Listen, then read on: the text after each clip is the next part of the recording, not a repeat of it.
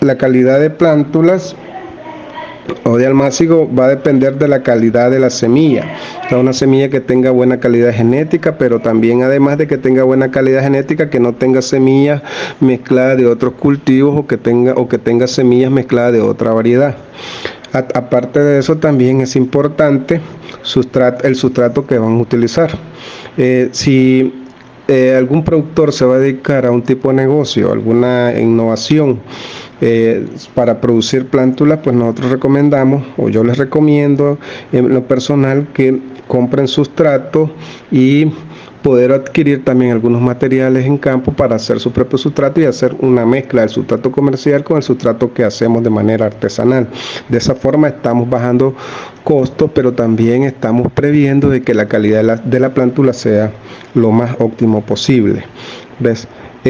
Las ventajas que tienen el producir plántulas en macrotúneles con uso de bandejas especiales es que nosotros estamos previendo de que las plantas tengan, el cultivo en este caso tenga mayor precocidad, o sea que va a empezar a cosechar al menos unos 10 días, unos 15 días más, y que el cultivo, en el caso del tamaño del cultivo, va a ser más uniforme. También lo que estamos previendo es un manejo más eficiente de la semilla como insumo.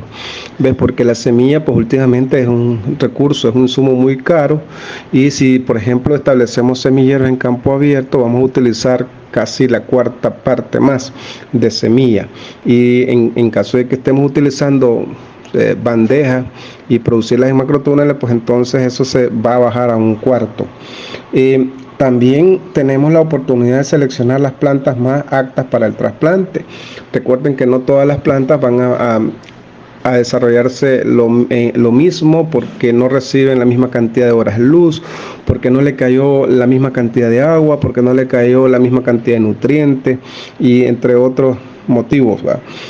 También a la planta o a la plántula se le brinda una mayor protección contra el complejo de algunos virus, sobre todo el virus que transmite mosca blanca. Si bien es cierto, pues allí en esos macrotúneles o microtúneles no debía de entrar mosca blanca, porque está protegido con malla antivirus, pero a veces cometemos algunos descuidos y entonces cuando dejamos abiertas las puertas, por ahí puede entrar la mosca y nos puede transmitir algún tipo de enfermedades. ¿Ya? Entonces, este ha sido uno de los factores que ha hecho que en los últimos años se haya incrementado el uso de almácigos producidos en ambientes protegidos. Y es como le que decía, pues no necesariamente tiene que ser solo en microtúneles, sino que cualquier infraestructura en la que yo pueda proteger de lluvia o también de la entrada de insectos que me puedan transmitir algún tipo de enfermedades. Ya dentro de las cualidades de una buena semilla podemos mencionar que cuando yo estoy hablando de una muy buena semilla es que casi el 100% de la pureza varietal. ¿Ya? Todas las semillas, cuando estoy hablando de que son puras varietalmente, tienen que ser del mismo tipo. También la pureza física debe estar limpia. Algún objeto que no sea semilla, pues eso se considera como que está contaminada, ya, o está mezclada, y entonces pues ya eso pierde calidad. Ya no deben de haber ningún tipo de partículas extrañas ahí, o basura o maleza, ¿verdad? También las condiciones sanitarias deben de ser lo más mejor posible. Ya deben de estar libres y hay que evitar en lo posible que no estén contaminadas de plagas y enfermedades. El poder germinativo, como les decía, tiene que ser lo máximo. Ya si yo dispongo de temperaturas y humedad adecuadas en esas infraestructuras, pues la semilla, en dependencia de la variedad, tiene que germinar cuando es lo más recomendable. No debe pasar de 6 días, por ejemplo, en caso del tomate, o de 9 días en el caso del chiltomo. El vigor, como les decía, pues aparte de que germinen rápidamente, también deben de ser unas plantas bien vigorosas, bien fuertes, ya de que se mire de que el momento en que germina tenga esas características. Y lo que recomendamos nosotros es que antes de que se vaya a establecer un semillero, pues hay que hacer la prueba de germinación. con cualquier cosa que podamos tener, un plato, podemos tener toallas húmedas o papel higiénico o papel periódico, ya de último, que no se recomienda porque tiene tinta a veces y esa tinta pues la suelta y puede perjudicar la semilla, pero bueno, en caso de que no tuviéramos otro material, pues ahí se puede hacer la prueba de germinación. Y la prueba de germinación no es más que poner varios puntos de germinación. Cada punto de germinación, por decirlo así, debe llevar 100 semillas, y entonces después cuando la semilla empieza a germinar, pues entonces nosotros contamos cuántas semillas están germinadas y cuántas no germinaron. Para sacar el porcentaje de germinación, entonces lo que hacemos nosotros es dividir las semillas que germinaron entre el total de semillas que pusimos, que son 100. Se recomienda que se hagan al menos unas 3 lugares o pruebas o muestreos para tener con exactitud un dato más creíble acerca de cuántas semillas son las que van a germinar. Otro aspecto que tenemos que tomar en cuenta a la hora de producir nuestras plántulas es el sustrato o el tipo de medio que nosotros utilizamos para que la semilla germine.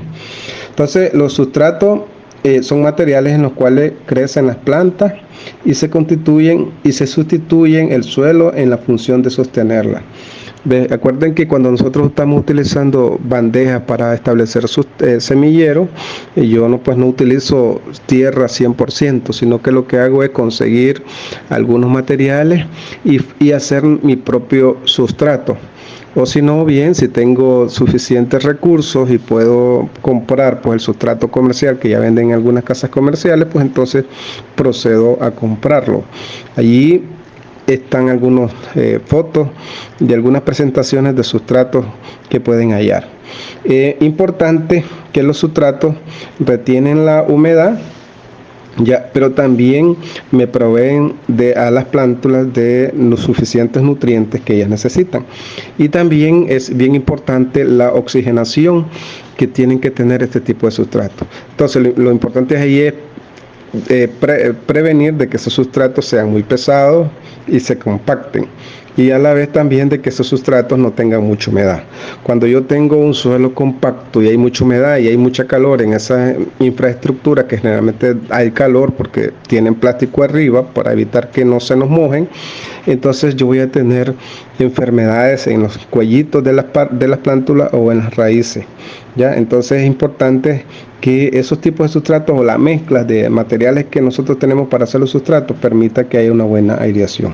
Entonces el sustrato que yo voy a emplear es un factor fundamental, ya por esto que eso me va a determinar la calidad de plántulas que yo voy a poder producir en mis invernaderos. Ya debido al costo de los sustratos importados, porque los que venden en las ventas en los agroquímicos son materiales importados, entonces es que surge a veces la necesidad de disponer de un material que se pueda producir localmente, y eso es bien importante, material que podamos producir localmente. A veces la gente pregunta que dónde puedo conseguir yo cascarilla de arroz, y a lo mejor ellos están en una zona donde se produce café.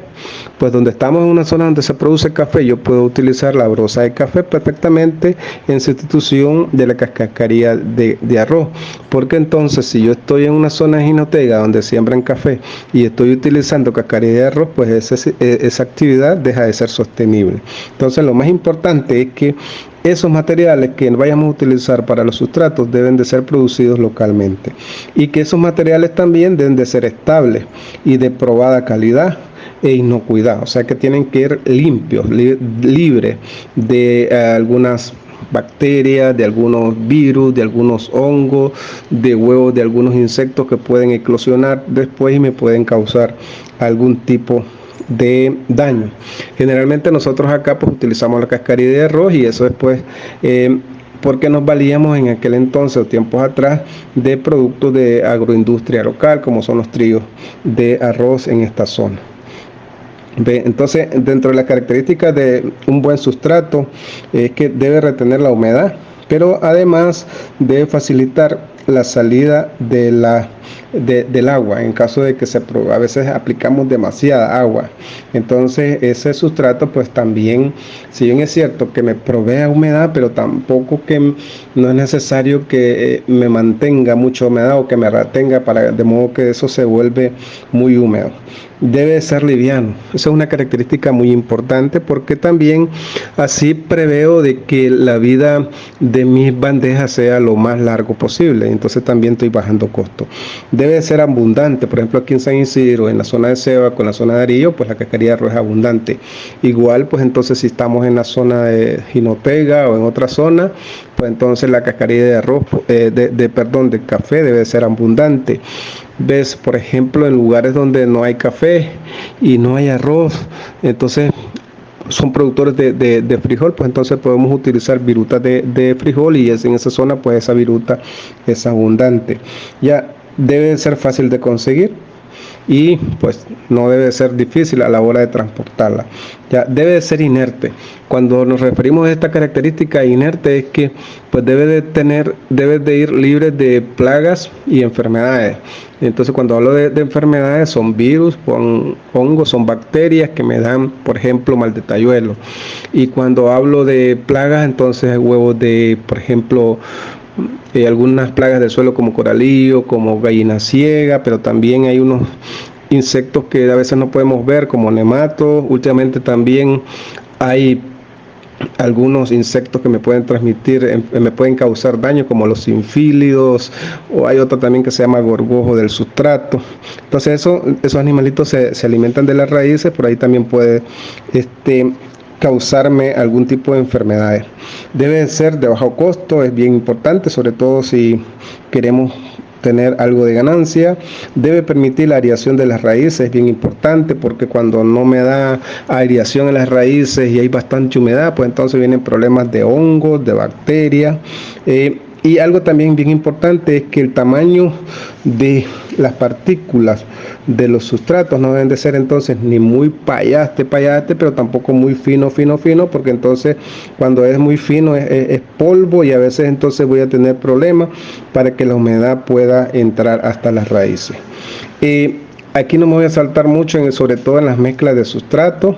Nosotros recomendamos, por ejemplo, utilizar cascarilla de arroz con lombrihumo, pero también pueden utilizar la brosa de café con lombrihumo, pueden utilizar la viruta de arroz, de frijol con lombrihumo.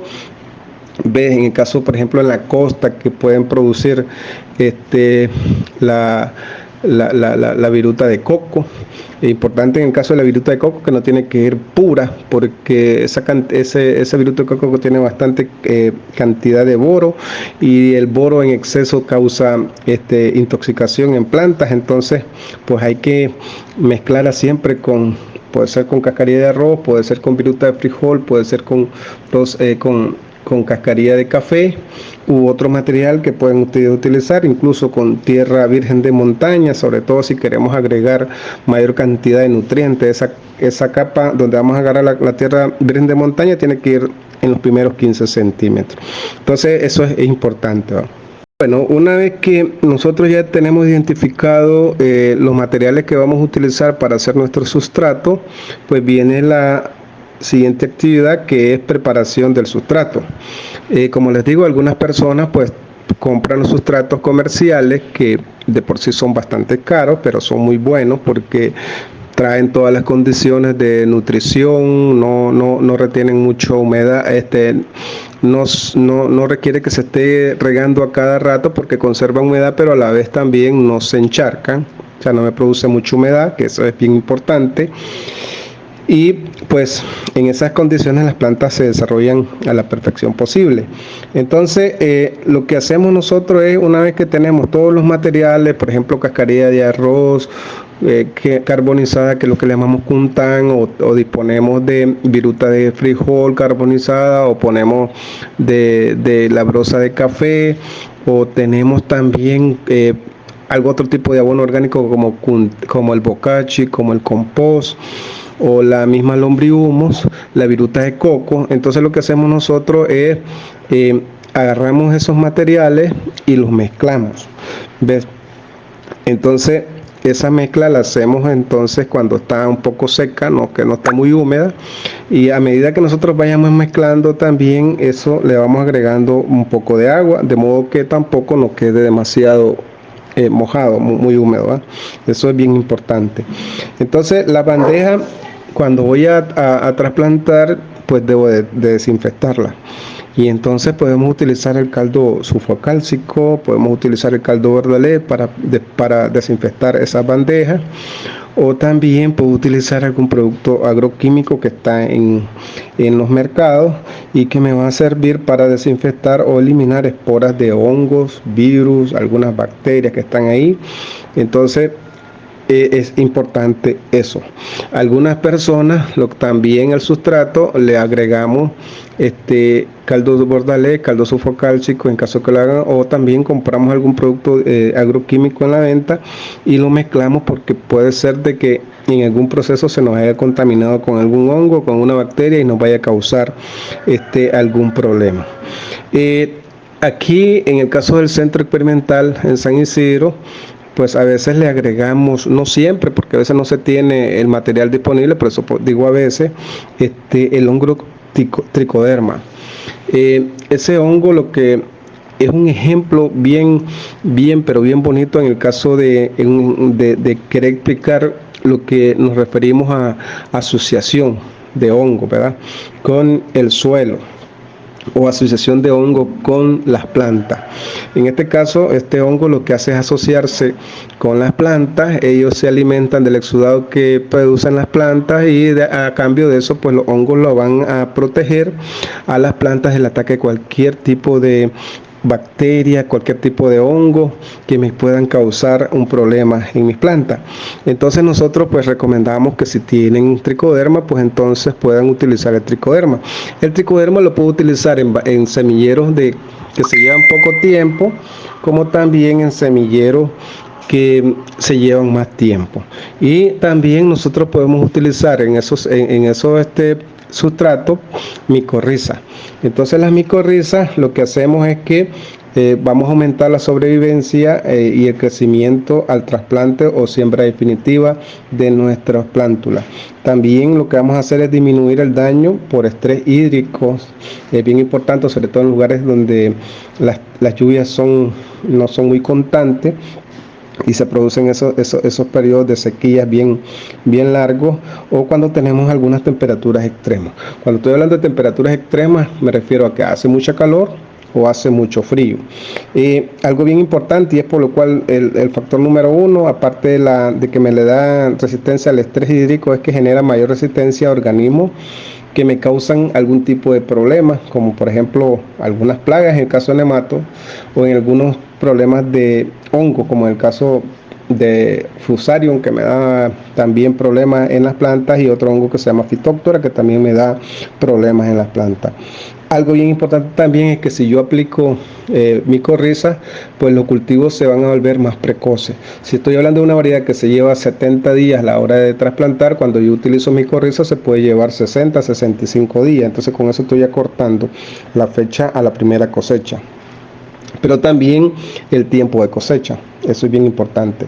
Y bueno, desde luego que disminuyo la mortalidad de las plantas, ya sea en el momento de la siembra, pero también en el tiempo posterior, ¿ya? Y algo también importante, que también es por el cual yo recomendamos que apliquen micorriza, es que voy a disminuir el uso de fertilizantes, porque las plantas van a explorar, se van a desarrollar más, van a explorar más terreno, y entonces van a adquirir más nutrientes, más humedad. Entonces por eso yo voy a disminuir el uso de fertilizantes, pero también a la vez voy a disminuir el uso de riego, ¿verdad? Y también y con eso, pues si yo utilizo menos fertilizantes, estoy contribuyendo a una mayor conservación del medio ambiente, pero también es importante porque voy a utilizar menos pesticidas. Ya puede ser un insecticida, o ya puede ser un fungicida o un bactericida. Ya.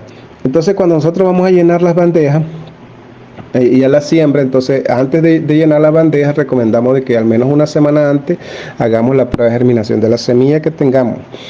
ya sea que esa semilla la obtengan del INTA, en el caso de productores que lo siembran en el INTA o en otra casa comercial, en caso de que los productores lo tengan de alguna casa comercial, o también que el propio productor la produzca, pero que ya tiene cierto tiempo de tenerla guardada. Entonces es bien importante porque así yo voy a saber cuántas semillas voy a utilizar por cada celda o por cada alveolo, ¿ya? Entonces a la hora de llenar la bandeja es bien importante tener en cuenta de que el sustrato no tiene que estar muy húmedo, porque si está muy húmedo voy a utilizar más sustrato y se me va a compactar. Pero también no debe estar seco, porque entonces van a haber muchos espacios aireados en la celda, y entonces también voy a tener problemas a la hora de germinar la semilla, porque no va a estar el 100% en contacto con el sustrato. Entonces hay personas que utilizan una tabla con unos trocitos de madera de entre 0.5 a 1.5 centímetros para hacer la marcación del hoyo y así depositar una semilla, pero recomendamos nosotros que si tienen otra bandeja del mismo tipo, pues entonces utilizarla. Esa bandeja, colocamos la bandeja vacía encima de la que ya está llena, le ponemos un poquito de presión, y la marcación que dejamos es suficiente, la profundidad, para que nosotros podamos proceder a sembrar nuestra semilla. La siembra la podemos hacer de forma manual. En lugares donde producen grandes cantidades de plántulas lo hacen de forma automatizada, ¿ya? Entonces, dependiendo de la germinación, el porcentaje de germinación de la semilla, podemos utilizar de 1 hasta 2 semillas por alveolo. En el caso de los híbridos, que son semillas bien caras, pues entonces utilizamos 1. Generalmente esa semilla viene un poco más del 90% de germinación, entonces utilizamos una semilla porque son caras. En el caso de variedades, por ejemplo, si el productor produce su propia semilla, pues pueden utilizar hasta 2 semillas, y después pueden hacer un raleo para que no queden pues muy vacías, ¿verdad? Eso es lo que recomendamos nosotros. La cantidad de alveolos por bandeja va a depender del tipo de cultivo. Por ejemplo, si hacen plántulas de sandía, pues las bandejas son de 72 alveolos. En el caso de pepino también se recomienda, en el caso de melón también se recomienda así, de 72 alveolos. Si estamos hablando, por ejemplo, de chiltoma y cebolla, y tomate, pues nosotros utilizamos bandejas de 98 hasta 128. Hay lugares donde producen plántulas que ellos, para ahorrarse sustrato, pesticidas, las mismas bandejas, y entonces utilizan bandejas de 162 hasta de 200, en el caso de algunos cultivos como por ejemplo apio, perejil, ¿ve? Entonces lo utilizan ellos así. Una vez que nosotros sembramos la semilla, la depositamos ahí, entonces procedemos al tapado de la bandeja. Y esto lo hacemos para asegurar una buena germinación, que esa germinación sea lo más uniforme posible y que sea lo más rápido posible. Se recomienda tapar todas las bandejas con un plástico negro, ya eso para formar una cámara húmeda. Entonces, cuando yo tapo la bandeja, antes de poner el plástico tengo que agregarle riego suficiente para después proceder a tapar las bandejas con el plástico negro y entonces crear una cámara húmeda. Y tenemos que tener un cuarto que esté oscuro, para que entre más oscuridad tengamos nosotros y las bandejas tapadas con el plástico negro, pues entonces va a haber mayor temperatura y se mantiene la humedad, entonces la semilla va a germinar mucho más rápido. Entonces eso es muy bueno. Dependiendo también de la semilla, qué tan nueva es la semilla, o si tiene una buena germinación, un buen vigor, pues entonces ahí vamos a tener las bandejas tapadas entre 3 a 5 días. En el caso práctico, en el caso de nosotros en cultivos como sandía, melón, pepino, se pueden llevar hasta menos de 2 días. Entonces es importante que estemos vigilando, porque a veces si nos pasamos eso se nos pueden germinar, y como están tapadas, pues entonces las plantitas se pueden elongar, y una vez que se elongan, pues entonces ya le causamos daño, ya esas plantas pues no son de buena calidad. Sembramos nuestra semilla, la dejamos en el cuarto húmedo o oscuro. Estamos vigilando que a los 3-4 días vamos a pasarla a los invernaderos. Entonces, bueno, seguimos siempre con nuestras actividades de riego, ¿ves? Y miramos de que una vez que las plantas pues tienen las 2 hojitas verdaderas, ya bien salidas, pues entonces vamos a proceder a la que es la fertilización. Esto es importante. Recuerden que estamos utilizando a veces materiales que los hallamos en las comunidades como cacarea de arroz, pues no tienen cantidades suficientes de nutrientes como para que por sí solas puedan producir plántulas de buena calidad. Entonces es necesario auxiliarnos de fertilización. Entonces cuando nosotros tenemos eso así, ¿ve? Entonces lo que hacemos es que le agregamos una fórmula de fertilizante que sea alta en fósforo, sobre todo en plántulas, porque lo que quiero es un buen sistema radicular. Entonces nosotros aquí utilizamos, por ejemplo, una fórmula de fertilizante del 1846-0. Si no tenemos 1846-0, podemos utilizar el 1230-10. Algunos productores que tienen gran facilidad para adquirir algunos fertilizantes en las ventas compran fertilizantes altamente solubles y entonces a veces compran el triple 19, el triple 20, entonces y lo aplican. Generalmente esas aplicaciones se hacen en regadera, ¿ya? Entonces en una regadera de capacidad que anda entre 15 litros, pues se le agregan más o menos unos 20 gramos. Entonces a veces se nos hace difícil a los productores calcular 20 gramos porque no tienen pesa. Entonces nosotros les decimos pues que máximo 1 onza de fertilizante por regadera. Importante nosotros tener cuidado a la hora de aplicar esos fertilizantes, porque cuando aplicamos los fertilizantes y no tenemos cuidado de lavarlos, entonces nosotros podemos causar quemaduras, ¿ya? a esas plántulas. Entonces cuando ya se queman también ese daño es irreparable, entonces es mejor volver a echar de nuevo, ya perdimos la semilla. Entonces es importante que estemos vigilando y que nos demos cuenta de que si vamos a aplicar el fertilizante en agua, que le decimos otro fertilizante diluido, entonces tengamos el cuidado de que cuando apliquemos el fertilizante posteriormente o inmediatamente aplicar agua limpia para lavar los residuos de fertilizante que le quedan en la hoja y así evitar quema. En el caso de que el productor no pueda comprar fertilizantes altamente solubles, pues entonces podemos utilizar la fórmula 1846-0 o triple 15, 1230-10 y lo podemos dejar de un día para otro remojando para que ya 24 horas después entonces pueda diluirse la cantidad suficiente de nutrientes y así aplicársela a las plantas.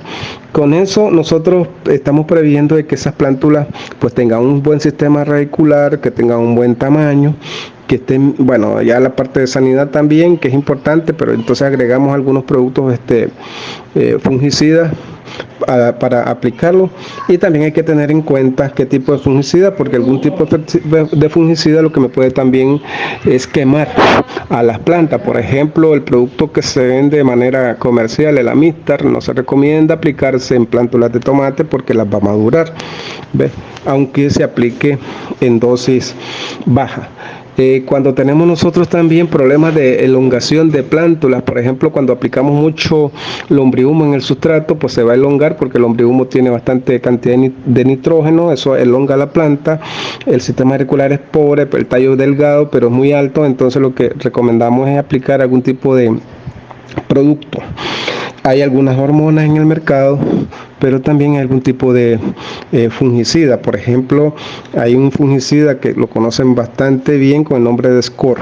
Ese fungicida con el nombre de Score, para que las plantas no se elonguen, se pueden aplicar unos 7 cc por bomba de 20 litros. Lo aplicamos una sola vez a las plántulas y así entonces las plántulas no se van a elongar, van a quedar bastante chaparritas, bien fuertes, con buen sistema radicular. Entonces también eso es lo que nosotros recomendamos. Allí en el material pues ponemos nosotros 240 partes por millón de nitrógeno, fósforo y potasio. Eso lo aplicamos nosotros cada 3 días a los semilleros, porque aquí utilizamos solo cascarilla de arroz carbonizada más lombrihumo, y entonces a veces recuerden que eso no queda 100% bien homogenizado la mezcla, entonces van a haber lugares donde solo quedó más lombrihumo, entonces se van a mirar las plántulas un poco amarillas. Entonces para eso pues nosotros recomendamos el fertilizante diluido, y hablamos de 200 partes por millón, pero eso equivale más o menos a 13 gramos por regadera. ¿Ves? Entonces esa cálculo se hace en alguna otra oportunidad, pues se les va a explicar cómo se hace ese cálculo, pero cuando hablo de 240 partes por millón me estoy refiriendo a media onza por regadera, y eso lo hacemos cada 3 días, y con eso pues las plántulas son de muy buen tamaño. Cuando yo voy a proceder a trasplantar, pues yo tengo que conocer el tiempo que va a estar el tipo de plántulas que estoy produciendo. Si es tomate, nosotros recomendamos que se haga a los 22 días, 24 días. Entonces, si yo voy a trasplantar a los 24 días, 5 días antes tengo que proceder a exponer a la plántula a un estrés, lo que le llamamos nosotros endurecimiento de plántula. Entonces, ¿qué es lo que hago yo? Bueno, lo que hacemos nosotros acá es disminuir la cantidad de agua durante los últimos 5 días de la plántula. No la dejo de alimentar, lo que hago es disminuir la cantidad de agua que yo le voy a aplicar. Por ejemplo, si yo riego 2 veces al día, por ejemplo con cascarilla de arroz y lombrihumo regamos 2 veces al día, pues entonces voy a regar 1 vez al día. Si yo utilizo sustrato Pismos o Lambert o otro sustrato comercial que Quila, y si yo riego 1 vez al día, pues entonces voy a ver si es necesario regar día por medio en los últimos 5 días. Y aparte de que le estoy limitando la cantidad de agua, también la voy a poner a mayor cantidad de horas luz, para que avisarle a la planta pues a dónde es que van a ir. Vea, porque en campo abierto pues hace bastante sol, y entonces tiene que acostumbrarse la planta a esas condiciones. Entonces a eso más que todo es que se refiere cuando nosotros estamos hablando de endurecimiento de plántula. Cuando nosotros vamos a trasplantar, pues el día que vamos a trasplantar, pues le aplicamos riego, al menos 1 hora antes de ir a trasplantar. Así se me va a facilitar de extraer la plántula, ¿ya? Y que salga con todo y el sustrato, y no dañar a las raíces. Entonces, dependiendo igual de el tipo de planta, pues yo lo puedo utilizar a los 30 días, en el caso de chiltoma, 28 días, en el caso de repollo, 22 días, en el caso del tomate. En el caso de perejil 35 días, en el caso de apio 40 días, 45 días, a veces hasta 2 meses. Entonces, cuando yo voy a trasplantar 1 hora antes de eso lo riego, para que entonces la planta salga completa, ya, de su cavidad, con todo y las raíces, ya, y que no se desborone. Entonces así va de buena calidad, ya. Entonces nosotros aquí, para prever de que la planta vaya de buena calidad y que no vaya enferma, pues entonces a veces utilizamos algunos tipos de productos como Confidor, ya, o Actara, o algún otro producto que ustedes utilicen en campo, para que vaya protegida a campo y entonces no me transmita enfermedades, algún tipo de insecto que pueda transmitir enfermedad y que me les vaya a causar daño.